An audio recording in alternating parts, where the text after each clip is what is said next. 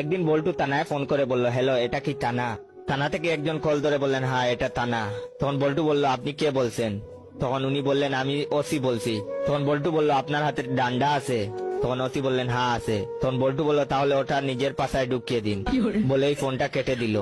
OC সাহেব চুপচাপ করে রইলেন। একটু পর আবার ফোন তুলতেই প্রশ্ন, হ্যালো, এটা কি থানা?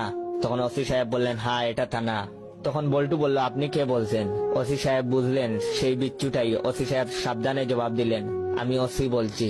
তখন বল্টু বলল, আপনার হাতে ডান্ডা আছে? তখন ওসি সাহেব বললেন, না নাই। তখন বল্টু বলল, বাহ, একবার বলতেই ঢুকিয়ে নিয়েছেন, সাবাস।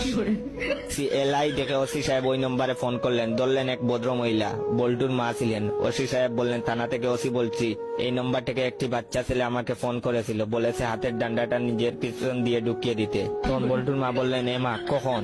তখন ওসি সাহেব বললেন, মিনিট 10 আগে। তখন বল্টুর মা বললেন, সিসি, বের করে ফেলুন, বাচ্চাদের কথা কেউ সিরিয়াসলি নেয়, শুধু শুধু 10 মিনিট কষ্ট পেলেন, বাড়ি গিয়ে একটু মলম লাগিয়ে নেবেন কিন্তু।